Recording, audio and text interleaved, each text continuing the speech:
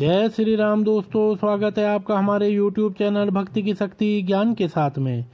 दोस्तों, सनातन धर्म के इतिहास में जब भी अधर्म, क्रूरता और निर्दयता को बढ़ावा देने वालों ने जन्म लिया है, उनका निश्चित ही विनाश हुआ है।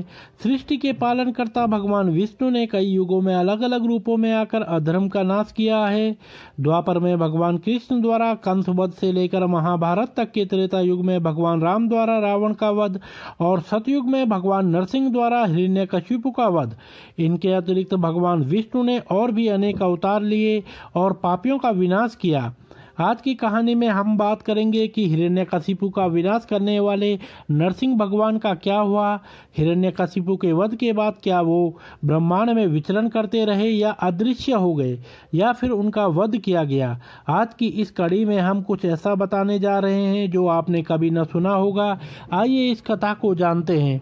सतयुग में एक अत्यंत निर्दयी असुर हिरण्यकशिपु था, जो दैत्यों का राजा था। कठिन तपस्या से उसने ब्रह्मा जी से वरदान प्राप्त किया था कि न तो उसे मनुष्य मार सकता है और न ही पशु, न तो उसे दिन में मारा जा सकता है न ही रात में, न घर के अंदर न ही बाहर, और न ही किसी अस्त्र से या शस्त्र से उसका वध किया जा सकता है। ऐसा वरदान प्राप्त करके उसे ये अहम हो गया था कि संसार में वो सबसे अधिक शक्तिशाली है और कोई भी उसका वध नहीं कर सकता है। इस तरह वो स्वयं को भगवान समझने लगा और चाहता था कि उसकी प्रजा विष्णु की नहीं अपितु उसकी पूजा करे। परंतु उसके स्वयं का पुत्र प्रहलाद भगवान विष्णु का परम भक्त था।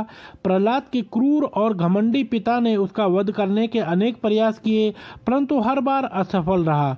तब अंततः हिरण्यकशिपु ने अपनी बहन होलिका, जिसे अग्नि से न जलने का वरदान प्राप्त था, से कहा कि प्रहलाद को अपनी गोद में लेकर अग्नि पर बैठ जाए। परंतु भगवान विष्णु ने अपने भक्त प्रहलाद की रक्षा की और प्राण बचाए और वरदान के विपरीत होलिका अग्नि में जल गई। इसके पश्चात जब हिरण्यकशिपु स्वयं प्रहलाद को प्रताड़ित करने लगा, तब एक खंबे से प्रकट होकर नरसिंह रूप में भगवान विष्णु ने संध्या के समय घर की चौखट पर और अपनी गोद में उठाकर हिरण्यकशिपु की छाती को अपने नाखूनों से चीरकर उसका वध किया। इस प्रकार ब्रह्मा जी द्वारा दिया वरदान भी बना रहा और अधर्म और पाप का विनाश भी भगवान द्वारा किया गया। परंतु इस भयावह वृतांत के पश्चात नरसिंह भगवान का क्रोध शांत नहीं हुआ।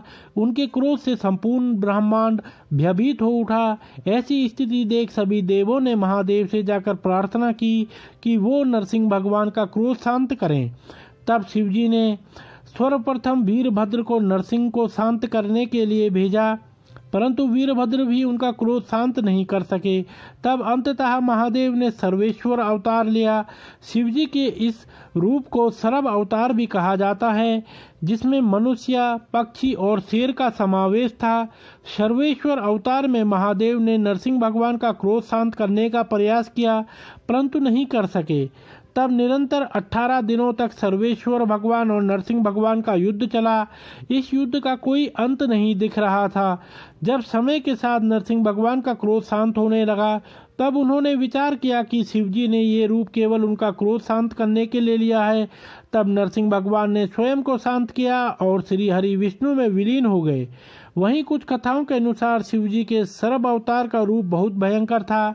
उनके सामने नरसिंह रूप की शक्तियां खत्म हो गई थी और नरसिंह भगवान ने समर्पण कर स्वयं को शांत किया और भगवान विष्णु में विलीन हो गए।